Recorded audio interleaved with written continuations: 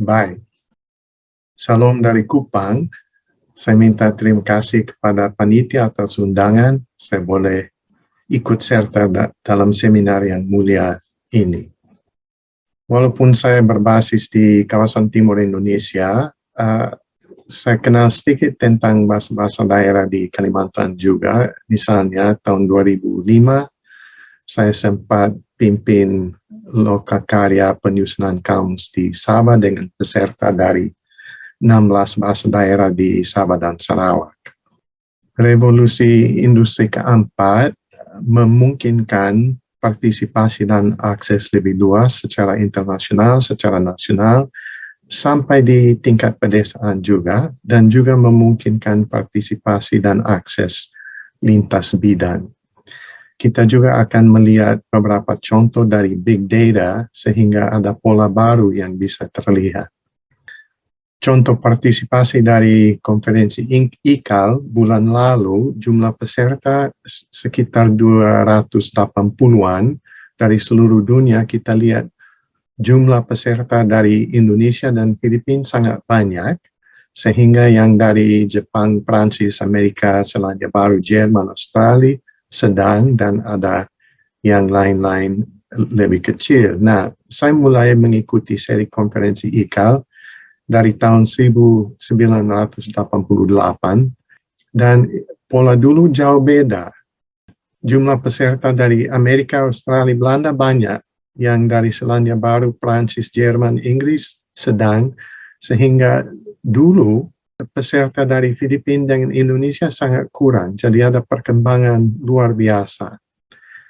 Kita ingat zaman dulu kita harus urus anggaran jauh sebelumnya, mungkin 1 tahun, 1,5 tahun harus ada kartu kredit, tiket pesawat, urus visa, urus hotel, dan sebagainya. Tapi dengan konferensi daring atau online yang gratis seperti yang ini, kita daftar, kita terima link, kita pakai link, kita perhatikan time zone seperti konferensi bulan lalu, peserta yang banyak di Asia dan Eropa, sehingga Amerika dapat yang ampas, yang jam 3-4 hampir siang. Minggu lalu, saya komunikasi berapa kali seminggu dengan mahasiswa yang libur semester di kampung. Dia kirim kata untuk tambah di kamus, saya tanya kembali penjelasan mengenai ejaan, mengenai jenisnya, dan lain-lain. Jadi, tukar bolak-balik. Ada juga tanaman yang dia kirim, dia tidak tahu bahasa Indonesianya apa. Jadi saya minta foto, dia kirim foto. Saya juga kirim foto dari jenis tanaman yang saya cari nama dalam bahasa Ampoan. Kita juga melihat sumber tua dari zaman Belanda sekarang sudah bisa akses online dari mana saja. Misalnya ini bahan yang dikumpulkan sekitar 100 tahun yang lalu, antara tahun 1911 dengan 1936 dari beberapa bahasa daerah di Kalimantan. Jadi kita perhatikan big data untuk banyak data yang bisa melihat pola-pola yang luas. Harus ada banyak data points. Data harus dapat diandalkan. Ini sangat penting. Data harus dapat diandalkan atau tidak berguna. Data harus dapat diakses. Data harus dalam pola yang bisa dibanding. Kita jangan membanding pisang dengan kacang merah, tapi pisang dengan pisang. Bayangkan kalau orang kirim data mengenai COVID, ada yang tutupi jumlah kasus, ada yang asal-asalan. Pemerintah pusat dan Pemda tidak tahu kapan harus lockdown, kapan boleh relax, karena data tidak dapat diandalkan. Jadi kita syukur bahwa ini dapat diandalkan sekarang. Kalau kita mau mengerti jati diri bangsa Indonesia, kita melihat konteks, dalam hal ini rumpun Austronesia. Jadi dari dulu ini ada kesadaran, ada kelompok di barat, ada kelompok di timur, tapi hampir 150 tahun ada tanda tanya mengenai status dan klasifikasi bahasa rumpun Austronesia di kawasan timur Indonesia, mulai dari Van Bovel 1877, Brandes 1884, berjalan terus. Baru-baru ini Blas sendiri mengaku bahwa status dan klasifikasi bahasa rumpun Austronesia di KTI belum ada kesepakatan. Jadi klasifikasi menurut Blas ada beberapa subgroups, termasuk yang biru barat, yang tengah yang hijau, yang kuning ini South Halmahera, West New Guinea, dengan Oceanic yang warna ungu. Tapi akhir-akhir ini dua subgroups tidak luas diterima lagi. Sehingga mau angkat Filipina sebagai satu subgroup yang utuh, dan itu tidak diterima baik oleh beberapa ahli juga. Jadi ini debat yang hangat yang berjalan sekarang. Akhir-akhir ini kita sadar bahwa ada subgroup Malayo-Sumbawan atau West Indonesian dan Greater North Borneo yang relevan bagi saudara-saudari di Kalimantan Tengah. Sulawesi lebih rumit dengan 5 subgroups, dan kita perhatikan yang kuning di tengah, Selebek, dan kita lihat bahwa baru tahun lalu Eric Zobel tambah beberapa kelompok di dalamnya, dan buku kami yang sementara diterbitkan, ini juga kami gabung ini bahasa-bahasa daerah di Taliabu, di Maluku Tengah, dengan kelompok Selebek. Contoh-contoh berikut terambil dari sumber-sumber ini. Kalau kita mau mengerti jati diri bangsa Indonesia, kita sadar bahwa sebagian besar dari rumpun bahasa Austronesia, tapi banyak orang kurang tahu bahwa di kawasan timur Indonesia ada rumpun Austronesia dan ada beberapa rumpun yang disebut Papua. Sehingga ini ruang pertemuan, tapi dokumentasi sangat kurang. Misalnya, Ross Clark sangka mungkin ada antara 40 dengan 50 bahasa. Blas sendiri tahun 93 catat mungkin antara 90 dengan 100 bahasa. Kami baru-baru catat nama dan data dari 252 bahasa rumpun Austronesia di KTI di bawah garis merah itu. Jadi banyak kurang diketahui dari wilayah di timur. Kalau kita geser ke bidang lain di konteks geologis, kita melihat ada laut dangkal di antara Pulau Jawa dengan Kalimantan.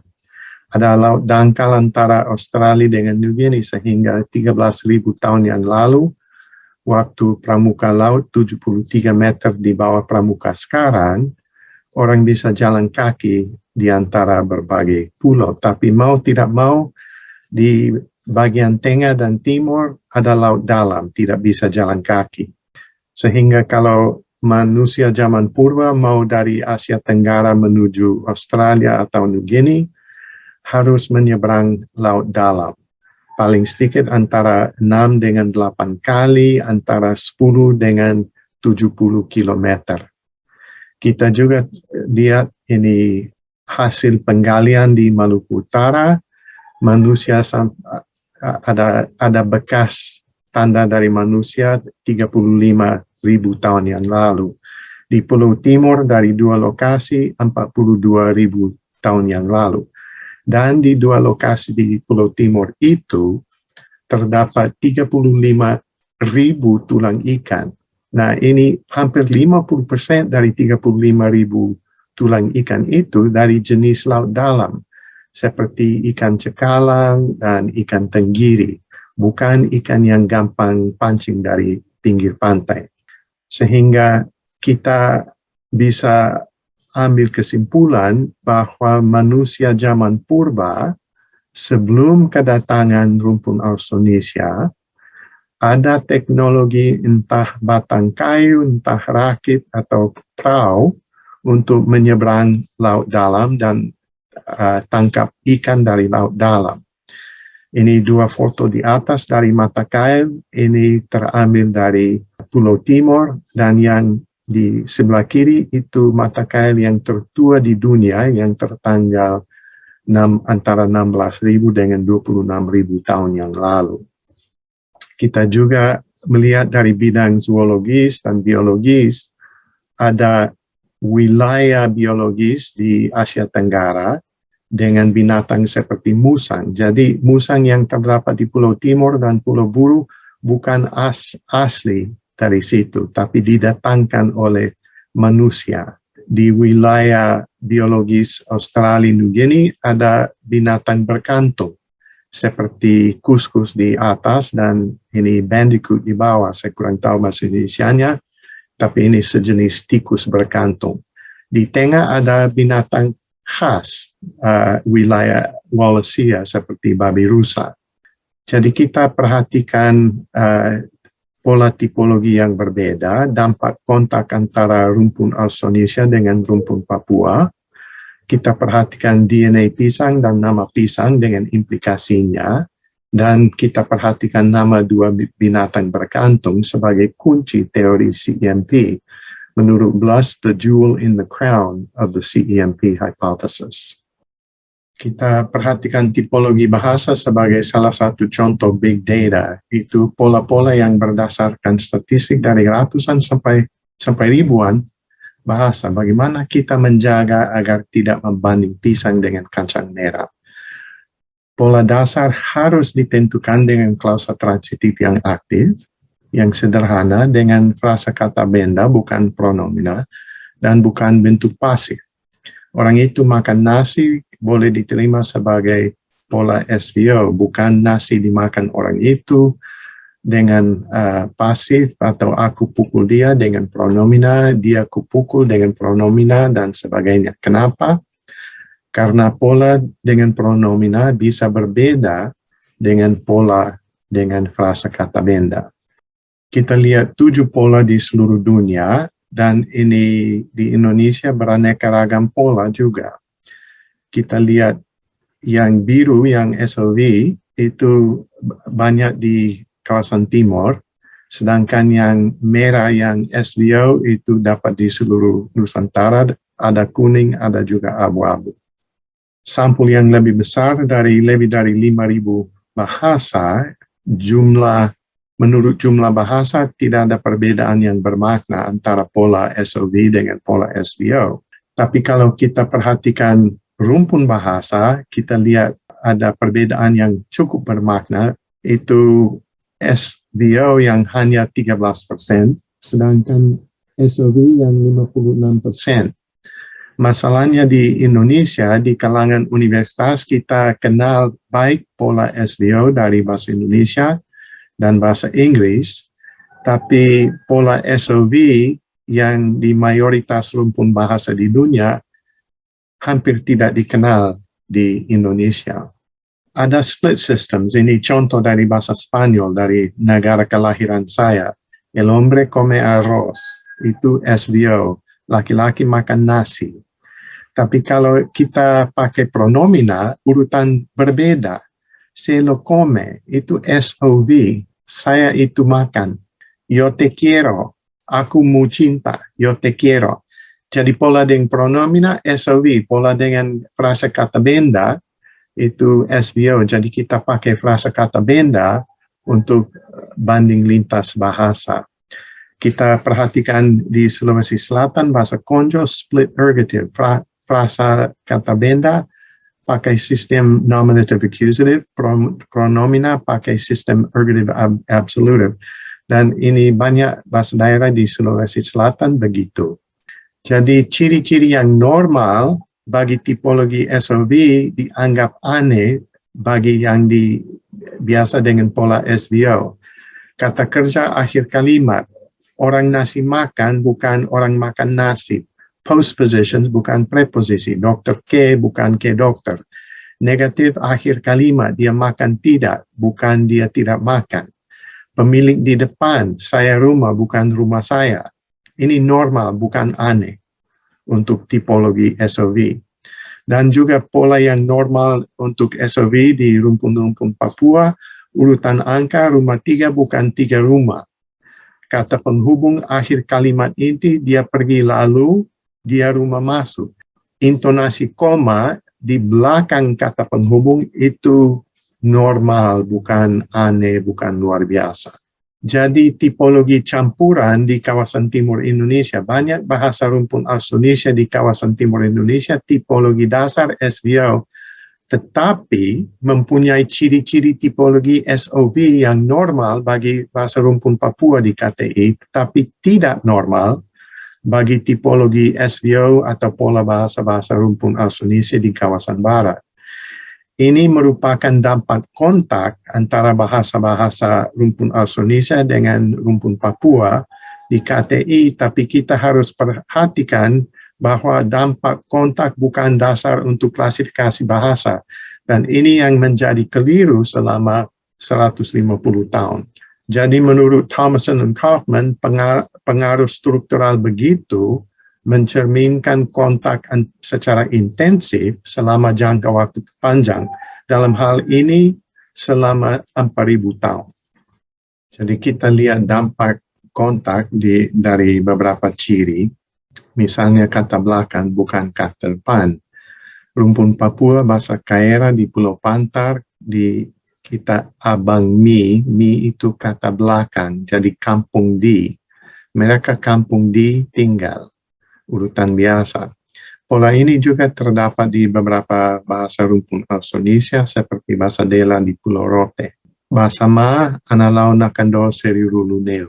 Neo di belakang itu post position, kata belakang. Jadi sebelah timur ke. Pola ini terdapat di beberapa bahasa di Flores Barat, di Pulau Lembata, Pulau Rote, Timur Barat. Dampak kontak dengan rumpun Papua. Juga posisi negatif, posisi di barat di depan kata kerja, saya tidak tahu. Dan di depan kata kerja juga terdapat di seluruh KTI, misalnya bahasa Tetun, Haula Katene, saya tidak tahu. Seluruh KTI tapi bukan semua bahasa. Pola biasa untuk rumpun Papua, negatif akhir kalimat, seperti contoh 3 bahasa Pantar Barat, Kawa. Pola itu umum terdapat di rumpun Austronesia juga, seperti di 4 Yakotewamo dari bahasa Buru. Itu yang umum terdapat, tapi bukan semua bahasa. Pola ketiga ialah negatif kurung, 2 bagian, tidak berbulu dari bahasa Dela di Rote. Jadi saya sudah usul di makalah bahwa negatif kurung yang menjadi mekanisme bagaimana bisa negatif pindah dari depan kata kerja ke ujung kalimat. Urutan pemilik juga berbeda. Pola biasa di barat, bahasa Melayu, rumahku, rumah saya, tanganku, tangan saya, ayahku, ayah saya. Pola itu juga terdapat di beberapa bahasa di KTI, misalnya bahasa Ndau, emu ja'a, kecuya ja'a, ama ja'a. Pemilik di belakang, tapi yang lebih sering terdapat itu pemilik di depan seperti bahasa Buru, nang huma, nang fahan, nang ama. Ada beberapa bahasa yang urutannya fleksibel untuk sebagian benda seperti bahasa Sika di Flores, mata nimung, nimung mata. Kalau kita petakan ini dari ratusan bahasa, kita lihat pola distribusi. Yang merah di timur, yang biru di barat. Ya, yang posisi di belakang di barat termasuk bahasa-bahasa Bima Lembata, jadi tidak seluruh KTI yang merah. Urutan angka juga berbeda. Pola biasa di barat di depan, bilangan di depan, 3 rumah, 2 orang, 1 pohon.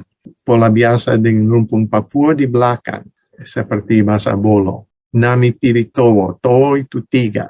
Ya, dan ini bahasa Buru itu posisi di belakang sama seperti mayoritas bahasa rumpun Austronesia di KTI, Humartelo, Gebarua, Kaulahinam Sian. Dan ada sebagian yang fleksibel seperti bahasa Ndau, Mueci, Dau Telu, tapi juga bisa Telu Dau, bisa 3 orang, Dau Telu, bisa Telu Dau. Kalau kita lihat sistem bilangan ini semestinya familiar bagi saudara-saudari di Kalimantan. Ini mempertahankan bahasa purba Austronesia dan tidak rumit. Tapi kita juga di KTI kita dapat beberapa yang rumit antara 6 dengan 9.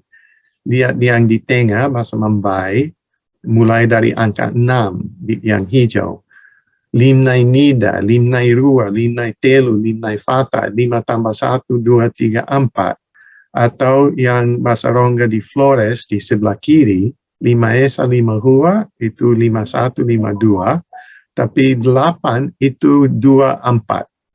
2, 4.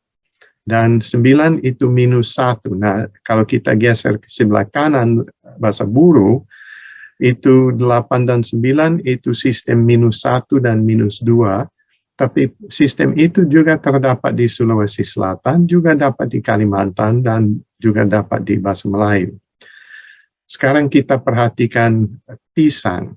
Ini punti, ini bahasa purba Austronesia, tidak asing bagi saudara-saudari di Kalimantan Tengah.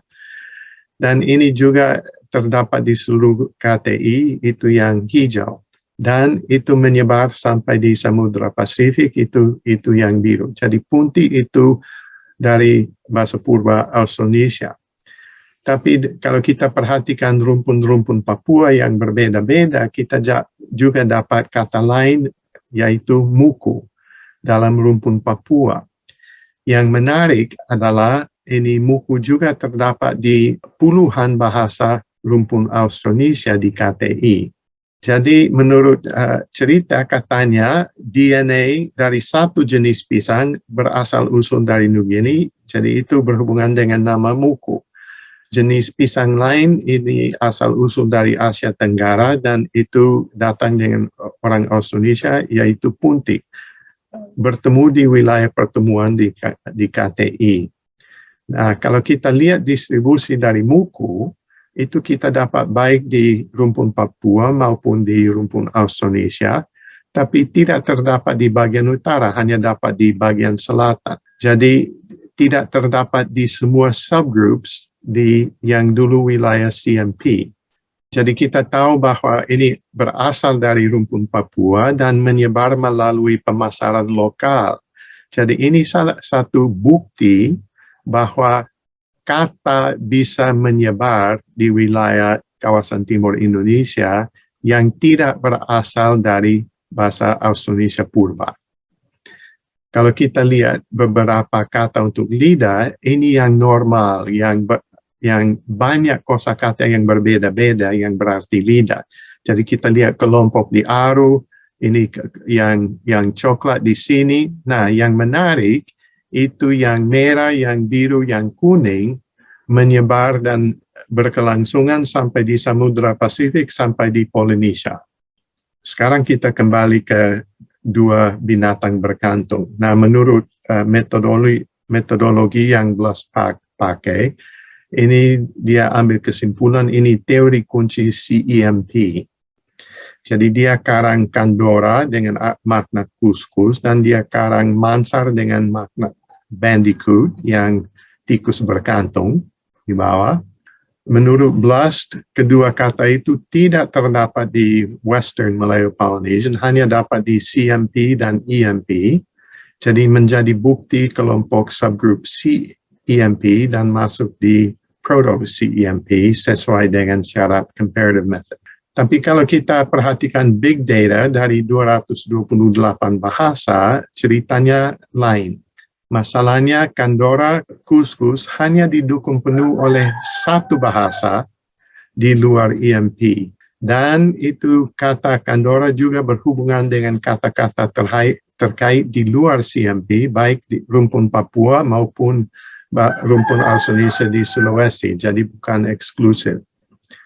Mansar hanya berarti bandicoot dalam satu bahasa di luar Oceanic. Mayoritas lain berarti kuskus, jadi terdapat juga di Sulawesi Tenggara, di WMP, bukan eksklusif, tidak memenuhi syarat subgrouping. Jadi kalau kita melihat di Sulawesi, ini ada kusai, Tapi perhatikan Sulawesi Utara, Kusoi, Kutoi, lanjut berdekatan ke Halmahera Utara, rumpun Papua, Kusor. Jadi Kusoi, Kutoi, Kusor, terus lanjut ke yang biru, Kusoro. Jadi Kusoi, Kusor, Kusoro, dan Kisoro. Baru yang kuning, Kindor, baru Watubela, Kadola. Jadi kita lihat wilayah CMP sebagian besar kosong. Jadi ini hanya dukungan dari satu bahasa di luar EMP, padahal itu berkaitan dengan kata-kata di luar Austronesian dan di luar CMP. Kalau kita perhatikan Manter, kita lihat tidak terdapat di wilayah tadi, hanya terdapat di wilayah selatan, dan makna Bandicoot hanya didukung oleh satu bahasa dari 228 bahasa. Ya, dan ini juga terdapat di Sulawesi Tenggara, sehingga ini di luar wilayah CMP dan tidak memenuhi syarat. Jadi kalau kita menghapus atau mengabaikan ini dampak kontak dengan rumpun-rumpun Papua dan lihat historical phonology, bukan satu subgroup di sini, tapi 8 subgroup di sini. Menurut Blas, ini orang Austronesia masuk dari Maluku Utara, baru Maluku Tengah, Maluku Tenggara, baru Nusa Tenggara. Masalahnya tidak ada bukti dan dukungan dari data linguistik. Dan menurut Bellwood tidak ada dukungan dari arkeologi juga. Yang ada hanya beberapa masukan lain yang hijau, rumpun Papua yang menuju timur alor Pantar. Itu seperti Muku tadi. Jadi bukan satu kelompok masuk satu kali, tapi kelompok berbeda naik perahu berbeda, turun di tempat berbeda, sehingga ada 8 subgroups yang berbeda.